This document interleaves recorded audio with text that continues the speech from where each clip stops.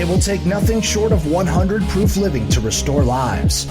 Join a conversation between a cop and a criminal with Brian Yates and Chris Pridmore, working to inspire and motivate others, rebuilding the communication breakdown. This is the 100 Proof Living Podcast. Well, welcome back to Conversations with a Cop and a Criminal. I'm Brian Yates.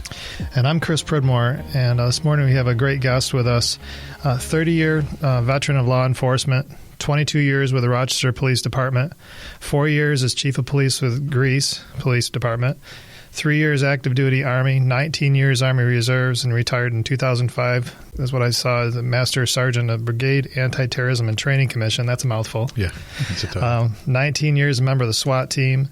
2014, you're Executive Director of the VA Outreach Center, which is awesome. And then 2017, you're elected Monroe County Sheriff by 57% vote. So welcome to the show, Monroe County Sheriff Todd Baxter. Oh, thanks. Great to be here. Thank you. Absolutely. We really happy to have you. You and I bumped into each other at the Scotty B Overdose Awareness Day.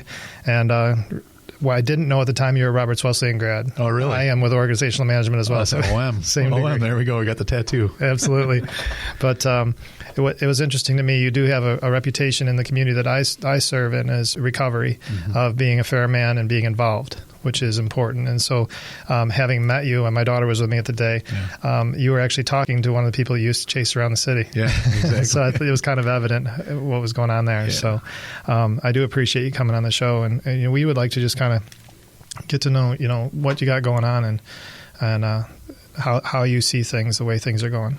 Yeah, it's been an amazing ride. I've been a road cop my whole career, right? 30-some years as a police officer. Now, being an elected sheriff, I run a jail. And a lot of people ask me, why would you run for politics? Why would you run for sheriff? And the most fascinating part is the jail. I got 1,000 inmates every day. Over 50% of them have some type of addiction, right? True. Almost two-thirds, this is a point-in-time survey we did last year, almost two-thirds have some kind of mental health issue in their life. Talk about opportunities, right? There's no one else prepared in society like I am to have these folks in custody and try and change their way of life and build the good habits and better habits when they're leaving. So that's been fascinating. Chasing the criminals down the street like you see me the other day, and now being friends. There was two at that event actually that I knew from years ago, and we high-fived and shook hands and did man hugs with both of them. So I'll chase you down, put you in handcuffs. It doesn't mean we're no different, right? We got different job descriptions in life. It's really that simple. What's kind of funny about that is that when you were having that conversation, we got interrupted because, as you said, I have to go do some police work between two women that were fighting. It never stops. I thought that was kind of funny. So. Sheriff, let me jump in quick and ask you, and I love your perspective now, because what you just said, very few people would use that same language. And you said you have 1,000 people in custody. Opportunity, right? There is an opportunity to impact. It's not just managing the numbers and, can I shuffle some federal prisoners over here to make the budget? And, you have opportunity to really have a positive impact in the lives of those people. And then through your chain of command down back to the street level, all of those people in your charge have the ability to have, there's an opportunity to impact people's lives. Let's go back to when you got started in all this. Was that your perspective? I mean, did you really see every day going out on duty as this great opportunity to impact people's lives, or did you have a different perspective? No, I grew up with a Christian value set and the fact that we're all human souls, and some people have harder times in life. Sometimes people have what is perceived as easier times, but really that's a perception most often. But I never even wanted to be a cop my whole life. Growing up, I didn't even dream of being a police officer. I took the ASVAB score. You're a veteran, you take the military test, and they give you a list of things you could do in the Army. I was going in the Army. I knew that, and I seen military police officer, and I said, can I do that? And, of course, the recruiter says you can do anything you want, of course, to get you in and sign the paper. So I went in the military police corps, and then I hung out with a bunch of young people that wanted to be cops eventually in their life, using the MP corps as a stepping stone. So that's where I got my affinity towards law enforcement. But I didn't grow up with that. I've always had a sense of service, a sense of helping other people. I grew up in a very value-based, culture like that in our house. So you always take care of someone else. My grandmother always took in people that were poor and on the down and out. Their house was filled sometimes with people that didn't have anything. So having that service, that mindset of service has always been there. Are there challenges since you've gotten into management and now really are charged with the law enforcement capacity throughout the county. What would you? I'm trying to be delicate here because what I hear coming from you is really what good leaders have poured into me. I didn't have that service-minded, that servant leader attitude when I first got into it. I just kind of was compelled to go into law enforcement, and then over time took some lumps and really had some great leaders help me to see that opportunity. But as a leader now, do you find that the majority of people are coming in with that servant attitude, or is that something that they need to learn? And where are some of the hurdles there as a leader in the law enforcement community for that younger generation coming in, especially with today's challenges? Sure. Well, it's a great question. Some are. I tell my recruiters all the time, give me two things. Give me work ethic and character. I could train anybody to do anything else, right? But I can't train those two things, work ethic and character. So a lot of our recruitment's based on that. And what we started doing in the sheriff's office since I've been there is giving points, if you will, towards the overall hiring matrix towards service and volunteerism and diversity. And not so much diversity of skin color, more have you diversified yourself? Have you gone places you're uncomfortable? If you're African American, have you gone to white places? If you're white, have you gone to African American places? Anything that shows some type of I'm willing to step into other realms that I'm not comfortable in has been very important in our hiring process. But I'll give you an example. You hit on changing culture in law enforcement is very difficult, and running a jail and we're the first one in upstate New York to bring a medical assisted therapy wing into a jail. In other words, we're bringing drugs into a jail, which is the jail's designed to keep drugs out, and that was a culture change. I wouldn't say a lot of resistance, but I did have resistance from staff, both civilian staff and sworn staff. Are we really going to take these people, right, quote unquote, and give them drugs inside jail? And now it's been up and running for almost a year, and I think if we tried to pull it away, people would revolt. They see what they're going to do. But, it's a reasonable mitigation of the other side of that 99% overdose rate of people that leave. Yeah. It's insane. You can't argue with those numbers. If you think about it in other terms, we're actually assisting the deaths as they leave. We're keeping them sober. We're getting 100 programs inside the Monroe County Jail. There's over 100 programs going on inside there, yet they're leaving and dying. If that's our success definition, we failed 100% every time then. So, everything we do to get them on the path towards sobriety, and then very hard what we're trying to do, and not too far ahead in the program, but is maintain that transition for months and years to come. We got to be part of that whole process when they leave the jail. Yeah, and those are, I think that there's only so much you can bite off with that too, considering the mindset, the hustle that's going on while you're there. There is a culture of survival while you're there as well. Yeah. But at the same time, a lot of times they're just getting what they got to get at that point. And I say they being me. Yeah. At the same time, I work with an outside agency. I'm part-time at the emergency room over in Thompson Hospital. And it is the same thing. All we can do in those situations where we've got that captive audience is help them make their next best choice. Right. I can't bring somebody to a path of sobriety, and you can't either. That whole population with all the puts and takes that make it happen, you can't necessarily heal them all, but you can help them make good choices for now. Right. And here's what I had 2 phone calls today before I got here. One from a neighbor.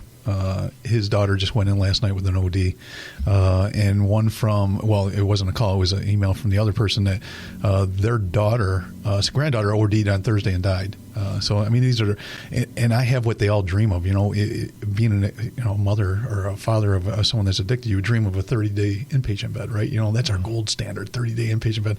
I keep on telling my staff, we got 90-day inpatient beds. We got 180, whatever the judge will give us. We got those in. Right. So let's build the best inpatient bed, so we can start, as you know well more than I do, that we got to start that recovery as soon as possible, but maintain those habits and again, connectivity when they leave the jail with folks like you is so important that they pick them up at the door and pull them somewhere. If I could stand up and show a high five through the mic right now on this thing, I would, because what you just said, it's wasted time when they're just laying in bed. There's a lot of wasted hours I had on those hard beds.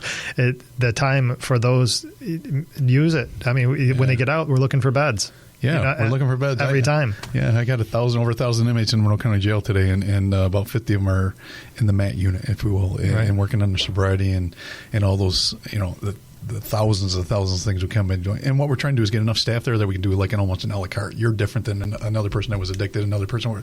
They're all wired different. They're all different human beings. They all come from different backgrounds. So we got to be a little more surgical, a little more specificity towards the person, as opposed to these mass projects that we always want to do. Completely agree. Well, and I think that's an extension from the street, isn't it, Sheriff? Because I think one of the things typical state police academies will teach you is officer discretion is vital. right? Because you get a call for a disturbance, and on your way there, while you're running a query through a laptop and driving 80 miles an hour, nobody else can text, but we have to run a CPU. On the way to the disturbance, you've got to figure out, is this someone that's under influence? Is this someone with a mental disturbance? Is this just someone's lost it? You have to show up and make that determination. And I guess incarceration, you have a longer period to make those assessments and then adapt the response. But do you feel like, certainly at the sheriff level, but do you feel like incarceration and rehabilitation are coming back together? Because there was a time when we tried to do it systemically in the U.S., and then we've kind of gone back to this retribution when you're going to pay your price to society, and then we're just going to let you out. Do you feel like rehabilitation is actually being integrated more effectively now? I do. I think the paradigm in law enforcement has actually changed towards, we realize we have so many addicted folks walking around the streets, and we can charge them with a misdemeanor, possession charge most any day of the week, right? Because they're going to be in possession of something sooner or later because of their addiction. But when we apprehend them now, almost every deputy in Monroe County, city police department, the city of Rochester, the towns, they've got 9 towns here in Monroe County. Everybody's looking for, can we divert this person out of the criminal justice system into a bed? Would be 10 times better, more cost effective, better for that person, better for all of us, better for the next 5 victims that, this person that's addicted is breaking into their car. We've changed that paradigm where we realize this person, his criminality is related to his addiction. Doesn't mean he gets away with it. If he's going to keep on committing those crimes, then we'll lock him up. And that's not a bad thing from the standpoint. Some people need to go to jail. They're so addicted, they're going to harm themselves, or they just keep on committing crimes to take care of their addiction. And the positive there is now we have detox areas inside the jail. We have medical assisted therapy wings in the jail. And if we can get them sentenced by a judge, like I said earlier, we got programs for when they're in jail. But we also realize jail is not the solution to the problem here. We're one of the many tasks, but we're not the solution to this addiction problem by any means. Not a solution, but you are an option that has to be considered. Absolutely. Because we're not talking. Well, I believe I believe in breaking the stigmas around that person being an addict or a junkie or whatever. I do believe in that wholeheartedly. Mm-hmm. But I also understand that when you're in that state and you're completely in that state, you're not normal. I mean, there's nothing rational going on at all. Right. Rational. You're not even keel. Nothing. And sometimes you just got to pull you away from harming others. Chill out in the corner for a minute so you can actually start thinking about things in a more logical way. I go out and talk to the community. You can talk to some if you want to go political here, go very liberal, left-leaning, or very conservative, right-wing. And you just got to a la carte the story to them. You're not telling one lie here. From a standpoint of a very conservative person, they're going to break in 5, 15, 20 cars before I can apprehend them, right? So wouldn't it be better to get off that addiction, right? We're not that good, as you know. We don't make an arrest for the first time someone breaks in a car. We're not that thorough, right? We're not that good. There's probably 10, 15 victims out there before we finally catch up to this guy. And he may be the one that needs to be in jail for the next few hours, if not the next few weeks. And then there's other people, they got a good stability lifestyle. They got, they got support mechanisms. And again, we got to start looking at these people as individuals and see where the most appropriate place to put them to get them on a path. And that's what I believe in. And we lose a lot when we just go black and white, right? I agree with you. Well, how do you? I'm sorry, Brian. Sheriff, how do you impart that to your rank and file? And I think it's sometimes you go out. It's a full moon. It's a Saturday night. Maybe there's a local sporting event, and it's all of a sudden like herding cats. Mm-hmm. How do you train up this? I'll say young workforce to be able to go into every call uniquely versus just hook 'em and book 'em, Sure. Like you mentioned a word earlier, and one of the first classes we teach here at the Monroe County Public Safety Training Center is called discretionary powers. And we always fall back on that. You have discretion. You have discretion to write a ticket or write 5 tickets or not write any tickets. It's probably one of the most powerful tools we have as cops, to use that discretion. Same thing. If you have this person in the backseat of their car, they're at the lowest point in their life. They're crying. They cannot believe they're in handcuffs in the backseat of a police car. And this is really their first, second, maybe experience and they're really at rock bottom, well, we all know that that's a great opportunity, so they now have the power and the authority with the permission of the sheriff to do a diversion. If you think it's more appropriate to turn in that very minute part of drugs, or even here in Monroe County, we have a program called Hope, and we can lay the charges on them, give them an appearance ticket, and if they go through successful treatment for 30 days, we'll eliminate the charges. The district attorney will pull the charges. So we can lay charges on them and hold it as a stick over their head, if you will. So there's a lot of flexibility in our program in here where we could just simply do a diversion if we choose to do that to a medical bed or a treatment bed. We can do the Project Hope, or we can lock them up and put them in jail if that's the most appropriate place for them, for their safety and the community safety. And we just got to really challenge our police officers to think, using that word. I love that word, by the way, discretion. You have a ton of discretion as a cop. Use it. Don't be a robot. No. Well, and I think just having the option of having a medical bed is huge. I mean, if you take that option away, your discretion gets, significantly limited. So I would say that's a huge shout out to the things that you're doing in your county, certainly that New York has allowed. What maybe shifting gears a little bit, what about some of the changes in bail and how that's affecting you and your workforce? Well, that's going to be I think it's going to be a huge problem for us. The bail reform kicks in New York State on January 1st. Almost every crime besides a violent felony is now eligible or mandated for an appearance ticket. I think we've taken so much authority and discretion away from judges. I think those are the people that, we accuse, right? We come up with probable cause. We sign an accusatory instrument. We bring them before a local criminal court judge. And I think the local criminal court judge should determine where this person should be now. Released on their own recognizance, given an appearance ticket for 7 days from now, remanded to jail, $500 bail. There's so many options. In New York State, we've taken a lot of those options away. And that kind of makes me nervous for our treatment courts and that discretion that we talked about. It's coming down the pipe for us for January 1st, and to be quite frank, I'm a little nervous about it. Yeah. Seems like there's been a lot of legislation out that you've had to deal with. You look at legalization of marijuana and all that type of thing. And I know that you were part. Sheriff Henderson in Ontario County was also not supporting legalization. Yeah. Do you see that those two issues playing together at all with the same kind of thing, where it just kind of that's a solution for relieving jails? Or I don't know what I struggle with that. The jail population in Monroe County has gone down significantly over the last few years without all this. I think it's the reform in culture, right? I think it's the reform, and you can't just lock everybody up. You can't solve the crack epidemic by locking everybody up, right? And we're not going to sell the heroin. We're not going to sell the next epidemic. So I think some reforms are always good in law enforcement. We should always look at our current culture and our current environment and make adjustments by legislating those things. But what we did here is, this is the opposite in my world. My point of view is this is the opposite of the Rockefeller laws. The Rockefeller laws, you have this much dope, you're going to do this much time in federal prison, right? Take all the discretion away from judges. Same thing here. We've taken all the discretion. We don't even bring them before a judge for arraignment. Or after an arrest. Burglary in the second degree in New York State, that's I'm going in your house at 3 o'clock in the morning while you're in your bedroom. I'm breaking through a window, I'm stealing your TV and running out, and then my deputies chase you down the street, apprehend you. That's burglary in the second degree. It's now eligible for an appearance ticket. So I'm going to go back to you and say, hey, sir, would you like to press charges against this guy? By the way, he's going to be out in 2 hours. Exactly. That's the biggest thing. How many victims are going to say, yeah, I'll sign that paperwork? Well, there was also some physical violence I saw on the list of things that could be, I don't know, obviously don't know what charges would be related to it, but if you assault somebody in certain levels, it seemed like that was also qualifying for it. It will, yeah, and resisting arrest. So, me and you, get in a confrontation over an arrest. I tell you, put your hands behind your back. You punch me in the mouth.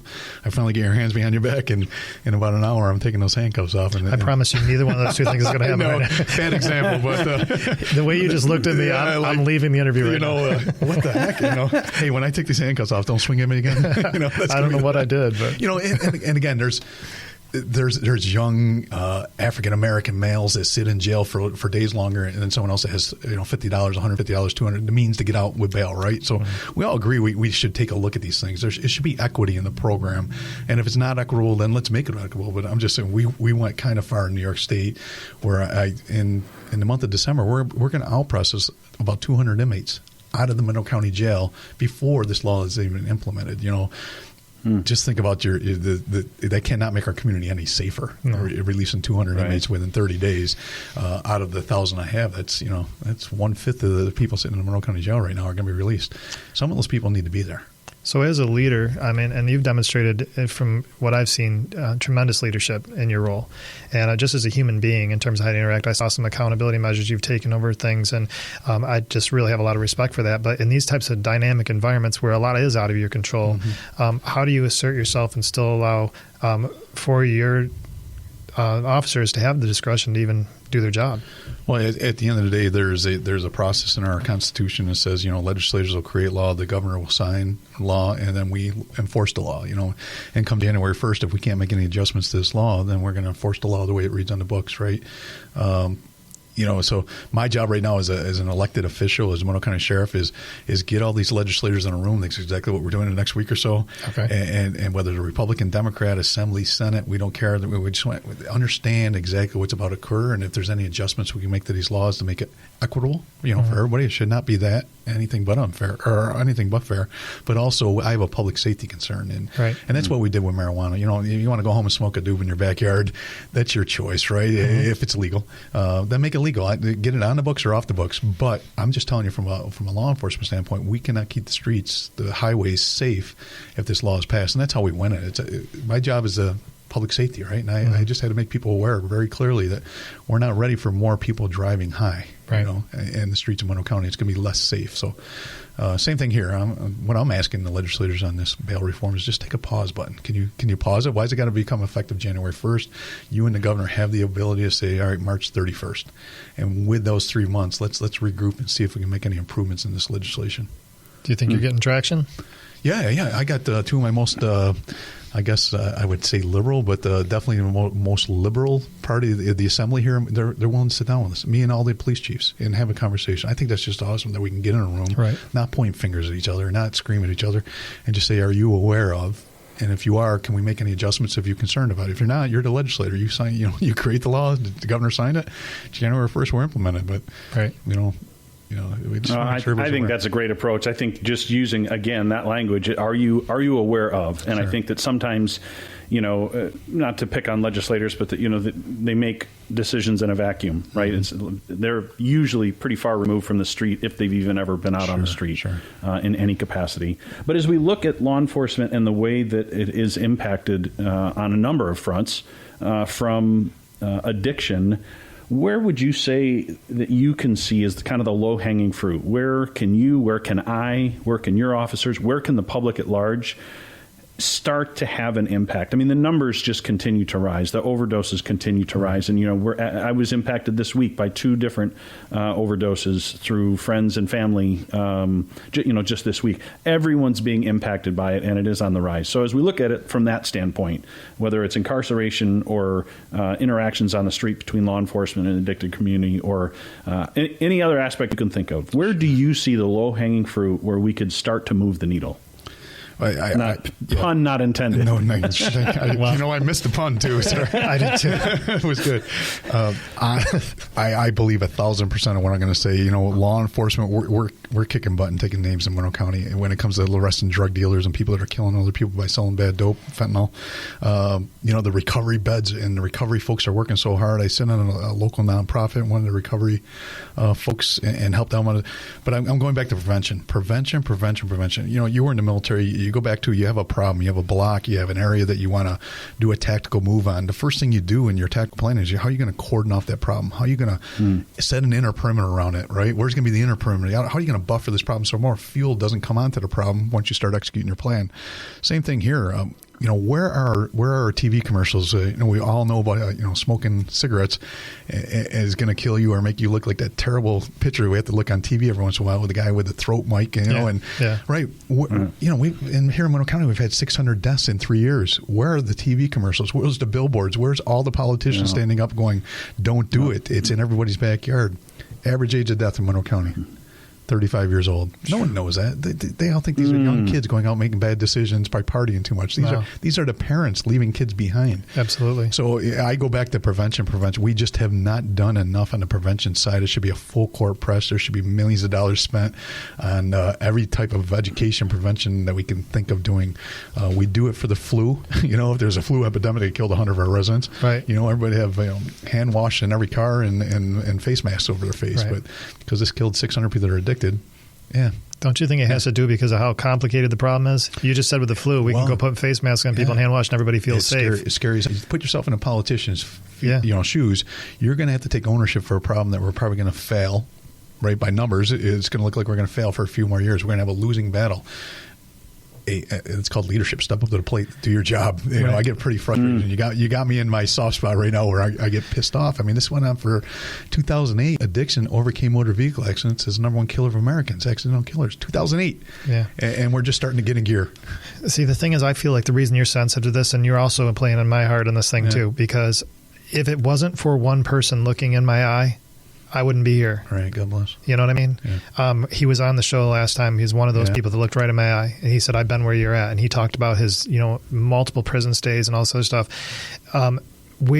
Policy can only go so far. Mm-hmm. If I know you as an addict or a junkie and I see you off in the corner, you're not really part of my world yet. Mm-hmm. The game changes when you're sitting across from somebody that's got MRSA, ringworm, tapeworm, the whole deal. They're a disaster, and you've got to somehow say this person does have value. If they'll just hang on for one more minute, let's figure this out. And that's the real story of active use. And that's where my heart pulls a little bit, is because I don't have all the answers. But I can say that when we start becoming more aware that it's a problem that's not going to ever go 100% of the way. Mm-hmm. But we're not going to put masks on it, and we can't put Purell on it to make a difference. Right. Yeah. It's a hard problem. But I love the idea of, the kind of the prevention, because we always try to talk about swimming upstream and how can we, avoid the train wreck before it happens. But, if you think about it, today what you don't hear in the news is kids dying because of fires in school. Right. And why is that? Because we have the equipment in place, and because we rehearse what to do in case of a fire over and over and over and over again. And we've been doing it for decades. Right. And, I see now where, in different parts of the country, they try to do different things for proactivity by, let's show a fake DUI accident at homecoming. Right. And hope that maybe that they understand that. I would be a proponent, and this is one guy talking here, but I would be a proponent of getting some, declassified actual images from real accident scenes, instead of seeing your buddy Jimmy out there pretending to be laying through the windshield dead. Oh, that's Jimmy, I know him, and it's all a big joke. And then they go to the party that night and drink and drive. But I suspect that if you had a population that actually was aware, true awareness, not just something that a cartoon or something else, but true awareness of the consequences of that, I suspect that would play a big role in prevention and at least altering. Hey, if we're going to drink, we're going to do it safely. If we're going to smoke that doob in our backyard, we're going to do it safely. And then in terms of the addiction community, understanding, no, absolutely, I'm not going to try X, whatever that X is, because I've seen firsthand what's that done, and a lot of people haven't. We have brilliant marketing people out there that can sell anything, right? Exactly. They used to sell Pintos, right? I mean, you could sell anything. If we had the right energy and the right money, we could definitely put a campaign together. We got pros that do that, right? And so you hire the right people to put the message out. This is not rocket science. This is failure to own. No one wants to own the problem. Yeah, the ownership, but at the same time, too, there are some brilliant people in this community that have made it. Mm-hmm. I look at Stephanie Forrester with Hope Dealers. Absolutely. She's an amazing human. A lot of people around her, Kayla, who's a producer at their show, Eric Foster, who was on the show last week. I mean, these are all people I can just quickly come up with. Yeah, there's hope. The power in being around somebody that does get out of that mud, you can't help but want to dive in the fire. I mean, they're just amazing human beings. And so it's not just the person that's dying. Mm-hmm. There's a reason why we do this, because people do make it out. Yeah, and we got to give that hope. When people are stuck in that cycle of addiction, there's got to be hope. And hopefully they'll see it in time. But as soon as they want to see it, there's got to be the right path of least resistance. Yep. The gentleman I was talking to today on the phone right before I got here, his daughter's addicted. She's getting ready to get out. What do I do next? You've got to call the sheriff to figure it out. Why? In the biggest epidemic of our lifetime, why don't you know, or can go on one stop with Google, search something and say, call this number. They'll pick her up bed to bed transfer, right? If this parent's that scared that their daughter's going to die, we don't have the path of least resistance set up yet. So go back. Don't get me started again. It's frustrating. That is actually huge. It's huge because when you're talking about the weekend, so how many arrests do you have on the weekends that are probably all have use? 50%. I mean, we'll in Monroe County, we'll probably put 130 people in jail. So on the weekend, there's no beds in the area that you can get into on the weekend. I have a deputy. His sole job is to work in the addiction community, right? Mm-hmm. He's a crime prevention officer. Prevention, like I said earlier, but also he works a lot under recovery. And that's the number I gave to this father, right? Yeah. Deputy Mike Favato will be giving you a call because he knows it all. But he's literally put people in his car and driven them outside Monroe County for beds. That's awesome. And then we sit in Monroe County and we'll argue, well, what type of bed? Do you need an inpatient bed, long-term, short-term recovery? I'm like, why are we even asking these questions? You know, why is it not path of least resistance? Why can't that dad just call a 1-800 number and get all his problems handed, you know, potential solutions? You pick what you need for your daughter at this time, but here are the beds, long-term, short-term, inpatient, outpatient. It's still a riddle from years later. And you know, so, you know, it's got to be pathway. I'm preaching to the choir. When they're ready to make that decision, there can be no resistance. Right? They got to go now. They got to go 2 now. hours. They'll change their mind. Whatever that is, we don't know because they're all different. It's all like we said earlier. But there's got to be pick up one number, dial one phone number, and someone's going to help you through this. If not, these people are going to end up dead. We lost 600 in 3 years. It's crazy. Yeah. I genuinely appreciate your approach because Brian and I try to get ahead. We talk about, we're all just in this together. Yeah. And what you just described blows the stigma of law enforcement away, that you're just out to arrest people. You just blew it away in one statement. You got a deputy taking people to treatment. Mm-hmm. That's the whole point of the show, is we're trying to say we're all just people. Absolutely. Those are 600 souls. I don't stop saying them. Those are not 600 addicts. Those are 600 souls. 100% agree. And if you're a Christian, if you haven't done your job, at least whatever your sphere of influence, your power is, you're going to probably answer for that someday in the future if you didn't help one of those people Absolutely. out. So however you want to look at it, you should get motivated about this. I am. Yeah. And I know Brian is too. So Brian, we're kind of at the point now where we're going to wrap up a little bit on time. So I don't know if you've got any closing questions. Well, I typically close the same way. And Sheriff, first of all, let me thank you for your service. Thank you for your leadership. And I've worked in the law enforcement community at the federal level as well as at the municipal level. And leaders like you are far and few between. There's a lot of managers out there, and it's really rewarding and exciting to connect with someone like you, because I can tell, and I don't know a single one of your deputies, but I know anyone working under your command for any period of time is going to absorb your passion for truly serving community. And Agreed. And so I thank you for that, and I appreciate that. And I think that as I kind of transition in my career towards, now speaking into the law enforcement community and trying to draw some of the parity, and we are a community, and some people have the role of a police officer, people have the role of a baker, but we are all part of one community. And I think there was a time in my law enforcement career when I kind of forgot that and had to be retaught that. And so I'm going in now, trying to get some more education and then try to be an effective communicator within that thin blue line to help people understand. And this is kind of the mantra that I try to live by, but that I close with every week on this, and that's that I'm not perfect. Nobody is. Absolutely. I have value. Everybody does.